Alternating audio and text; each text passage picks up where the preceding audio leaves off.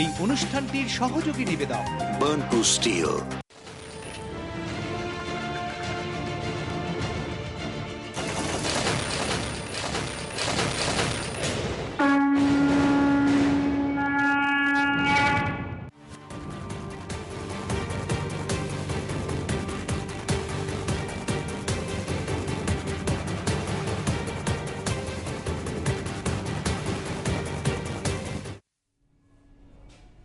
নমস্কার, রণক্ষেত্রের আজকের সন্ধ্যায় আপনাদের সবাইকে স্বাগত। আমি সুজিত চট্টোপাধ্যায় আছি আপনাদের সঙ্গে।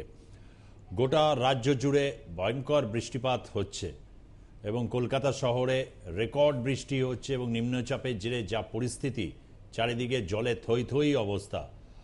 কোথাও এক হাঁটু জল তো কোথাও হচ্ছে অবিশ্রাম বৃষ্টি হয়ে চলেছে এবং এমতো পরিস্থিতিতে জনজীবন অনেকটাই বিপর্যস্ত। সুযোগ বুঝে অ্যাপস নির্ভর যে সমস্ত ট্যাক্সি, যে সমস্ত কোম্পানিগুলো হয়েছে, অ্যাপস নির্ভর কোম্পানিগুলো মানুষের কাছ থেকে যথেচ্ছভাবে ভাড়া আদায় করছে। শহর জুড়ে বিভিন্ন জায়গায় জ্যাম পরিস্থিতি এবং অনেক জায়গাতেই আমরা শুনতে পাচ্ছি যে জেলার বিভিন্ন প্রান্তে বৃষ্টি। 48 ঘন্টার পূর্বাভাস রয়েছে, অর্থাৎ আগামী 24 ঘন্টা অত্যন্ত গুরুত্বপূর্ণ। এরকম প্রবল বৃষ্টিপাত হলে যে বিভিন্ন জায়গায় একটা বন্যা পরিস্থিতি তৈরি হবে এটা বলাই বাহুল্য। ইতিমধ্যেই প্রশাসনকে সতর্ক করা হয়েছে এবং বিভিন্ন জায়গায় প্রয়োজনীয় কিছু ব্যবস্থা অবলম্বন করা হয়েছে যাতে যদি দুর্যোগের জেরে পরিস্থিতি আরও অস্বাভাবিক পরিস্থিতির চেহারা নেয় তাতে যাতে জনজীবন মোটামুটি যেটুকুনি তাদের প্রয়োজনীয় স্বাচ্ছন্দ্য দেওয়ার তার ব্যবস্থা রাখার জন্য প্রশাসনকে কড়া নির্দেশ দেওয়া রয়েছে। আপনারা দেখতে পাচ্ছেন সেই ছবি। আজকে অবশ্যই বিষয়ের মধ্যে রয়েছে রাজনীতির ওলটপালট। হ্যাঁ, সিঙ্গুর পরবর্তী এবং তৃণমূল কংগ্রেস জাতীয় দলের স্বীকৃতি পাওয়ার পর নিঃসন্দেহে একটা ভাবার বিষয় এসছে যে রাজনীতির গতিপথ কোন দিকে যাবে। তার কারণ এখন চারিদিকে যেভাবে তৃণমূল কংগ্রেসের জয় জয়কার, বিভিন্ন ক্ষেত্রে তাদের রাজনৈতিক অভিক্ষেপ, যে বিষয়গুলোকে নিয়ে আজ থেকে 10 বছর আগে তাদের রাজনৈতিক পরিক্রমণ শুরু হয়েছিল সেগুলো অনেকটাই কিন্তু একটা বাস্তব রূপ নিচ্ছে। স্বাভাবিকভাবে রাজনীতির এই যে চেনা ছক, চেনা কতগুলো যুক্তি, তার বিকল্পে এমন কিছু কিছু যুক্তি এবং প্রয়োজনীয়তা রয়েছে, বিশেষ করে বিরোধী রাজনীতির ক্ষেত্রেও সেখানে অনেকগুলো প্রশ্ন অবশ্যই রয়েছে। ধরা যাক এই সিঙ্গুর রায় হবার পর সিঙ্গুর জুড়ে এখন তোড়জোড় উৎসাহ চলছে। প্রত্যেক দিন এক একজন করে মন্ত্রী উপস্থিত থাকছেন এবং নানাবিধ কাজকর্ম সেখানে চলছে। ইতিমধ্যে 250 একরের বেশি জমি পরিষ্কার করে ফেলা হয়েছে এবং পরবর্তী অধ্যায়ে মুখ্যমন্ত্রী, যিনি এখন জার্মানি সফরে রয়েছেন, তিনি ফিরে আসার পরই ততদিনে অনেকটা কাজ এগিয়ে যাবে। পরবর্তী ক্ষেত্রে পাঁচিল এবং অন্যান্য ক্ষেত্রে যে সমস্ত জায়গাগুলো রয়েছে সেগুলোর ক্ষেত্রে কি হবে। জার্মান সফরে তিনি রয়েছেন। স্টুটগার্ট, মিউনিক, বাভারিয়া এবং ডুয়েলডর্ফে সোমবার এবং মঙ্গলবার দুদিনে তিনি বৈঠক করবেন। মূলত মধ্যম পুঁজির যে সমস্ত শিল্প সংস্থাগুলো রয়েছে তাদের অনেকটাই আসার পথ সুগম করতে তার এই জার্মান সফর। তার কারণ ইতিমধ্যেই জার্মানির 50টির মতো সংস্থা যারা এই রাজ্যে বিনিয়োগ করে রয়েছে এবং তাদের সেখান থেকে এই রাজ্য থেকে তাদের কাজকর্ম চলছে। আমি যাব হচ্ছে আজকের সিঙ্গুরের পরিস্থিতি ঠিক কি কাজ হয়েছে, ঠিক কি পরিস্থিতিতে দাঁড়িয়ে আছে, প্রথমে সেই প্রতিবেদন নেব, তারপর রাজনীতির এই ওলট পালট এই নিয়ে আসবো যারা আজকে বিতর্ক এবং বিশ্লেষণকে সঙ্গে নিয়ে রয়েছেন। যাব প্রতিবেদনে।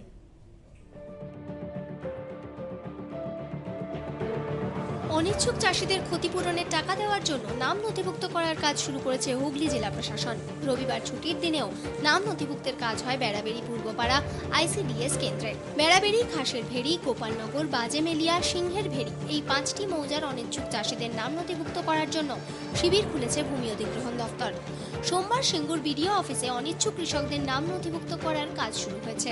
ফর্ম নেওয়ার সময় 2006 সালে অনিচ্ছুক চাষিদের তালিকার সঙ্গে জমির দাগ নম্বর, জমির পরিমাণ, কতজন শরিক রয়েছেন তা মিলিয়ে দেখা হচ্ছে।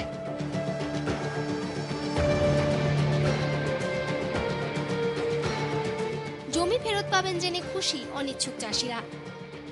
আমার তো এই 6.5 বিঘে জমি আটকানো আছে, তা ওটা যদি পাওয়া যায় আবার পরে যদি চাষযোগ্য হয়ে যায় তাহলে তো আবার তাতে চাষবাস করা হবে, এই আনন্দ আবার। সোমবার সকাল থেকে সার্ভেয়ার ও আমিনরা প্রকল্পের ভিতরে জমির মাপজোক করেন।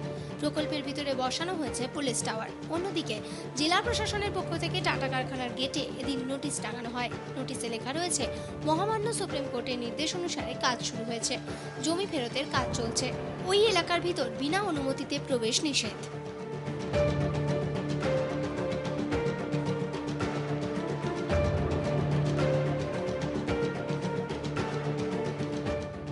মুখ্যমন্ত্রী ভ্যাটিকান সিটিতে যাওয়ার আগে প্রতিদিন একজন করে মন্ত্রীকে সিঙ্গুরে গিয়ে কাজ পরিদর্শনের নির্দেশ দেন। সেই মতো এদিন সিঙ্গুরে গিয়ে কাজ সরেজমিনে দেখেন পুর ও নগরোন্নয়ন মন্ত্রী ফিরহাদ হাকিম। তার সঙ্গে ছিলেন কৃষি বিপণন মন্ত্রী তপন দাশগুপ্ত, বিধায়ক বেচারাম মান্না, বিধায়ক রবীন্দ্রনাথ ভট্টাচার্য। এদিন কাজ দেখে সন্তুষ্ট পুর ও নগরোন্নয়ন মন্ত্রী। নির্দিষ্ট সময়ের মধ্যে চাষিদের জমি ফিরিয়ে দেওয়া হবে বলে জানিয়েছেন তিনি। কাজগুলো অনেক গ্রাস কাটিং মেশিন যেগুলো আছে সেগুলো দিয়ে বড় বড় ঘাসগুলো কাটা হচ্ছে, হারভেস্টার বলে ওগুলোকে। তারপর আমরা ওই অলরেডি আমাদের ওই জরিপের কাজ পুরো দমে চলছে যতটা আমরা পেয়েছি। বৃষ্টির জন্য একটু নিশ্চয়ই অসুবিধা হচ্ছে, কারণ ওই হারভেস্টারে ঘাসগুলো জড়িয়ে যাচ্ছে। একটু বৃষ্টি কম হলে এরকম সময় হলে আবার ঠিক হয়ে যাবে, সেইভাবে কাজ চলছে, পুরো দমে কাজ চলছে। এবং আমরা আশাবাদী যে মুখ্যমন্ত্রী যে সময় দিয়েছেন সেই সময়ের মধ্যে কাজটা শেষ হবে। প্রশাসন সূত্রে খবর, বৃষ্টিতে বাধা সত্ত্বেও 250 একরেরও বেশি জমি পরিষ্কার করে ফেলা হয়েছে। তাপস চক্রবর্তীর রিপোর্ট, আর+ নিউজ, হুগলি। আজকে যারা বিতর্ক এবং বিশ্লেষণ নিয়ে সঙ্গে রয়েছেন অমিতাভ গাঙ্গুলি, ফরওয়ার্ড ব্লক নেতা, আপনাকে স্বাগত জানাচ্ছি। রয়েছেন শাহনওয়াজ আলী রায়হান, ইতিহাস গবেষক, স্বাগত শাহনওয়াজ আলী রায়হান। রয়েছেন অধ্যাপক সুমন বন্দ্যোপাধ্যায় এবং কৃষাণু মিত্র, মুখপাত্র রাজ্য বিজেপি। চারজনকে স্বাগত জানাচ্ছি। আমি শুরুতে অবশ্যই সুমনবাবু আপনার কাছেই আসছি। 10 বছর আগে সিঙ্গুর আন্দোলন, সময় অতিবাহিত, এখন ভার্ডিক্ট, এবং যে পরিস্থিতি রয়েছে এটা নিঃসন্দেহে তৃণমূল কংগ্রেসের দিক থেকে অত্যন্ত সুবিধাজনক একটা জায়গা বলা যেতে পারে। এখন তৃণমূল কংগ্রেসের রাজনীতি বাংলার রাজনীতির মূল স্রোত হয়েছে, বা ভারতীয় রাজনীতি ক্ষেত্রে জাতীয় দলের স্বীকৃতি পেয়ে গেছে, এবং এখন ঘাসফুল চিহ্ন নিয়ে ভারতবর্ষের যে কোনো রাজ্য থেকে তৃণমূল কংগ্রেসের প্রার্থীরা প্রতিদ্বন্দ্বিতা করতে পারবেন। এমতো পরিস্থিতিতে এই মূল স্রোতের রাজনীতিটা আগামী দিনে তৃণমূল কংগ্রেসকে কতটা সাহায্য করবে, তার কারণ এক একটা কথা বলা হয় না যে রাজনীতিতে অনেক সময় কোনো শক্তি যদি অতিকায় শক্তি রূপ ধারণ করে তাহলে তার বাইরে থেকে যত না বেশি বিপদ থাকে, আভ্যন্তরীণ বিপদটা বেশি ঘনীভূত চেহারা নেয়। কি বলবেন? না, আমি প্রথমেই যেটা বলবো যে রায়টা গত 31 তারিখ প্রকাশিত হয়েছে, সুপ্রিম কোর্টের রায়, রায়টা একটা ঐতিহাসিক রায়।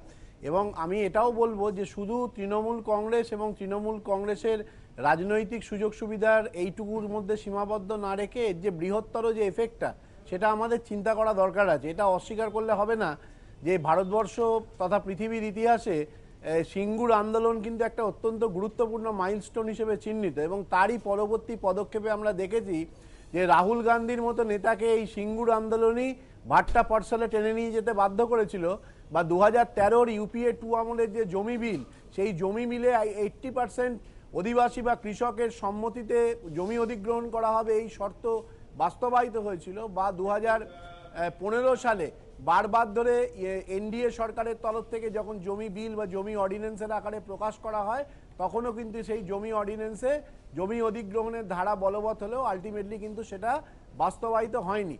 অর্থাৎ জমি জোর করে দখল করার যে মিনিমাম মৌলিক যে জায়গাটা, এটাকে কিন্তু মমতা বন্দ্যোপাধ্যায় অ্যাড্রেস করেছেন। এবং এই যে অ্যাড্রেস করেছেন এটা যে শুধু রাজনৈতিক কারণে নয়, মানুষের মৌলিক অধিকারকে কেন্দ্র করে, সেটা কিন্তু খুব স্বাভাবিকভাবে বিচারপতি গৌড়ার একটা বক্তব্য থেকে একেবারে পরিষ্কার। তিনি একটা জায়গায় বলেছেন, বিচারপতি গোপাল গৌড়া, যে the state committed fraud of power in land allotment citing public good. এবং তিনি পরিষ্কার বলছেন যে প্রাইভেট কোম্পানির জন্য জমি অধিগ্রহণকে কখনোই পাবলিক প্রজেক্ট বলা যাবে না।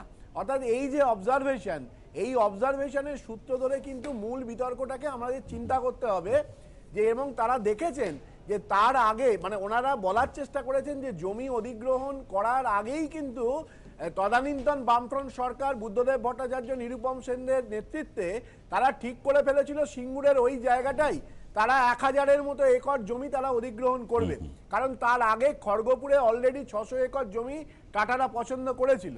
ফলে এই যে মানে একটা মানে বহু ফসলি জমি জোর করে তাদের কৃষকদের কাছ থেকে জোর করে অধিগ্রহণ করার যে মৌলিক যে অধিকারটাতে তারা হস্তক্ষেপ করেছিলেন, সেই মৌলিক অধিকারের ক্ষেত্রে সেই মৌলিক অধিকারটা আজকে সুরক্ষিত হলো। এবং আমরা দেখেছি মানে এটাই বলছেন আগামী রাজনীতির ক্ষেত্রে প্রধান নির্ণায়ক একটা, আগামী রাজনীতির ক্ষেত্রে তো নির্ণায়ক হবেই, কারণ মমতা বন্দ্যোপাধ্যায় এবং সিঙ্গুর আন্দোলন একেবারে সমার্থক। এবং আগামী দিনে ল্যান্ড সেটেলমেন্ট, ল্যান্ড অ্যাকুইজিশন যে বিল বা কিভাবে জমি দখল করা হবে তার ক্ষেত্রেও কিন্তু এটা একটা মাইলস্টোন। কারণ আপনি দেখবেন যে এই রায়টাকে কিন্তু অধিকাংশ বিজনেস হাউস তারা কিন্তু স্বাগত জানিয়েছে এবং তারা বলেছে যে স্টেট যদি কোনো পাবলিক মানে কোনো প্রাইভেট অর্গানাইজেশনের জন্য জমি দখল করে তার মধ্যে রাজনৈতিক হস্তক্ষেপ রাখার সম্ভাবনা থাকবে, তার থেকে অনেক বেশি সুবিধাজনক হবে যদি সেখানে কোনো এই ধরনের পাবলিক মানে প্রাইভেট কোম্পানি তারা যদি সেই সময় সেই জায়গার কৃষকদের কাছ থেকে সেই মূল্যে, সেই সময়ের যে নির্ধারিত মূল্য সেই মূল্যে তারা জমি অধিগ্রহণ করে। কারণ আপনারা জানেন যে সামাজিক মূল্যায়নের কোনো ফ্যাক্টরগুলোকে কিন্তু সিঙ্গুরের ক্ষেত্রে ব্যবহার করা হয়নি, কারণ বুদ্ধদেব ভট্টাচার্য তারা উনি পরিষ্কার বলেছিলেন যে আমরা 230, ওরা আমরা 235, ওরা 30, টাটাদের কেশাগ্র স্পর্শ করতে পারবে না। অর্থাৎ এই যে দাম্ভিকতা এবং সেখানকার মানুষজনের মনোভাব না বোঝার যে প্রবণতা, সেটা জ্যোতি বসুর কথাতে আমাদের প্রয়াত প্রাক্তন মুখ্যমন্ত্রী জ্যোতি বসু একটা কথা বলেছিলেন যে সিপিআইএম এর যে খেতমজুর সংগঠন বা কৃষক সংগঠন তারা করছিল কি, অর্থাৎ তারা মানুষের সঙ্গে কথা না বলেই শুধুমাত্র ক্ষমতার জোরে 235 আসনের জোরে জোর করে মানুষের মৌলিক অধিকার ছিনিয়ে নেওয়ার চেষ্টা করেছে। কৃষাণু মিত্র, ভারতীয় রাজনীতির ক্ষেত্রে একটা ওলটপালট হয়েছিল নিঃসন্দেহে 2014 সালে, কিন্তু তার আগে এই যে জমি নীতি বারবার করে একটা নিঃসন্দেহে একটা বিষয় আসবে আগামী দিনে যে জমি অধিগ্রহণের ক্ষেত্রে ইউপিএ 2 যে জমি অধিগ্রহণ বিলটা এনেছিল সেটাকে বারবার অর্ডিন্যান্স করে গিয়েও তোমরা ব্যর্থ হয়েছে, অর্থাৎ কোথাও একটা এক্সপেরিমেন্টাল জায়গা থেকে ছিল, এখন এই বিলটি প্রকাশ্যে আসেনি, অর্থাৎ নতুনভাবে আবার বিলটাকে করতে হবে। সেই জায়গা থেকে দাঁড়িয়ে কিন্তু সেদিনের আন্দোলন একটা ভার্ডিক্ট দিয়েছে এবং স্বাভাবিক তার প্রতিক্রিয়া রাজনীতিতে পড়তে বাধ্য। ভারতীয় জনতা পার্টির রাজ্য জনতা পার্টি এটাকে কিভাবে অ্যাড্রেস করবে আগামী দিনে? না, প্রথম কথা হচ্ছে এটার এই সিঙ্গুরের ব্যাপারটার অনেকগুলো অ্যাসপেক্ট আছে। তার মধ্যে একটা অ্যাসপেক্ট হলো জোর করে বহুফসলি জমি নেওয়া, সেটা নীতিগতভাবে আমরা তার বিরোধী। কিন্তু রাজ্যের শিল্প দরকার, শিল্পের জন্য জমি দরকার, তাই জন্য রাজ্যের একটা স্পষ্ট এবং পারদর্শী জমি নীতি থাকা উচিত, সেটা ভারতীয় জনতা পার্টি মনে করে। তো সুতরাং জোর করে জমি নেওয়া কিংবা জমি শিল্পের জন্য প্রয়োজনীয় সে ছাড়া চলবে না, এই দুটোই আমাদেরকে দেখতে হবে। বর্তমান যে জমি আইন যেটা কেন্দ্র সরকার করতে চলেছে, যেটাতে প্রায় সব দলের মধ্যে সহমতি একটা হয়ে গেছে, খুব শিগগিরই সেটা হবে, সেটা হচ্ছে যে মোটামুটি যেটা সব দল এগ্রি করেছে যে 80% জমি যদি কোনো প্রাইভেট সংস্থা সেখানে শিল্প করতে চায়, কোনো কিছু হাব তৈরি করতে চায়, তার জন্য 80% জমি তারা আগে সংগ্রহিত করবে, তারা ডাইরেক্ট যারা জমির মালিক তাদের থেকে কিনবে।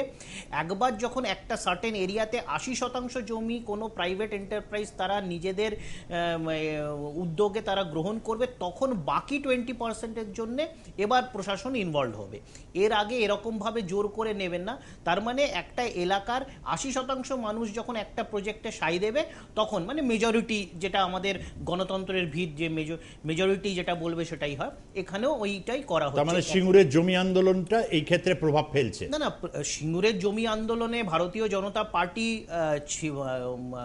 এই আন্দোলনে ছিল এবং সেটার কথা মুখ্যমন্ত্রীও তিনি স্বীকার করেছেন যে আমাদের কেন্দ্রীয় নেতারা এসেছিল সেই যে জায়গায়। কিন্তু আজকের আমার বিষয়টা কিন্তু তা নয়। আজকে যেটা হয়ে গেছে, কদিন আগে ভার্ডিক্ট হয়ে গেছে, জয় জয়কার হয়েছে, পরের দিন আপনারা সিঙ্গুর দিবস পালন করেছেন, সবাই তাতে ছিল, খুব ভালো কথা। কিন্তু আমার কাছে কয়েকটা প্রশ্ন আছে যেটা আমি বুঝতে পারছি না, যে আমি যতদূর এই ভার্ডিক্টটার সম্পর্কে এই সংবাদ মাধ্যম, খবরের কাগজ এবং টেলিভিশন থেকে জানলাম, সেটাতে হচ্ছিল যে কৃষককে জমি ফেরত দেওয়ার কথা আদালত বলেছে।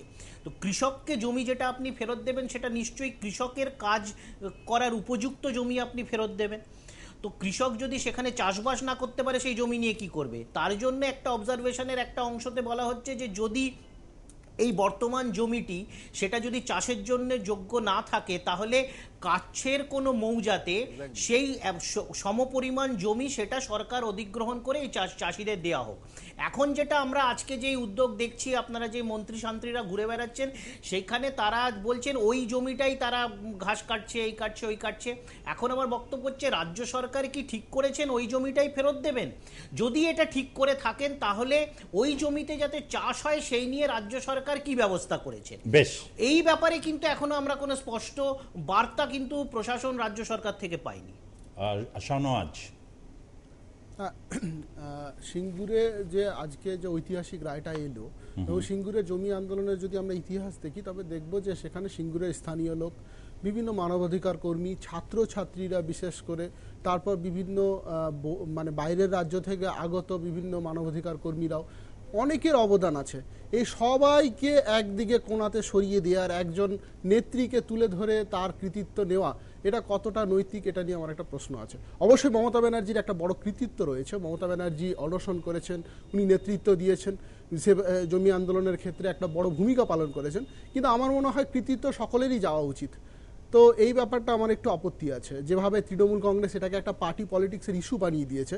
তো আগামী দিনে যখন ইতিহাসটা লেখা হবে, তখন কি শুধুমাত্র একজনের কথা লেখা হবে, নাকি সকলেরই কথা লেখা হবে? আমরা তো আজকে যখন তেভাগা আন্দোলনের কথা পড়ি, তখন রংপুরের সেই কৃষকেরও কথা পড়ি, আবার কিষাণ সভার নেতাদেরও কথা পড়ি। ফলে কিভাবে ইতিহাসটা লেখা হবে? এক। দুই হচ্ছে যে জমি তো ফেরত পেয়ে গেল, উপেনের জমি নিয়েছিল বাবুরা, উপেনকে জমি ফেরত দেওয়া হলো, কিন্তু উপেনের সেই ছেলেটা যে পড়াশোনা শিখলো, সে কি বলছে?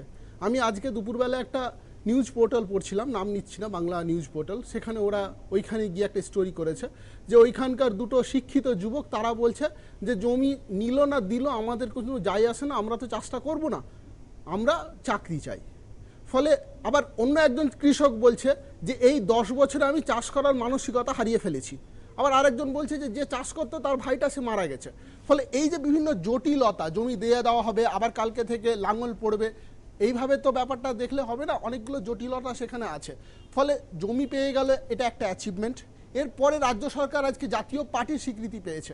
মমতা ব্যানার্জি, তৃণমূল কংগ্রেস, তৃণমূল কংগ্রেস আজকে জাতীয় পার্টির স্বীকৃতি পেয়েছে। মমতা ব্যানার্জির কাছে একটা বড় এক্সপেকটেশন ছিল 2020 সালে যে বাংলা তার যে হৃত গৌরব বাণিজ্যর ক্ষেত্রে, সেই বাণিজ্যর ক্ষেত্রে হৃত গৌরবকে ফিরিয়ে আনবে। মমতা ব্যানার্জি হৃত গৌরবকে অনেক বেশি একটা জনমোহিনী জায়গাতে এনেছেন। স্টেশনগুলোর নাম বিভিন্ন বাঙালি বরেণ্য ব্যক্তিদের নামে করেছেন, তিনি বিভিন্ন ব্যক্তিদের নামে পুরস্কার করেছেন, তিনি বিভিন্ন একাডেমি করেছেন, সেন্টার করেছেন, রবীন্দ্রনাথকে ট্রাফিক লাইটে পৌঁছে দিয়েছেন।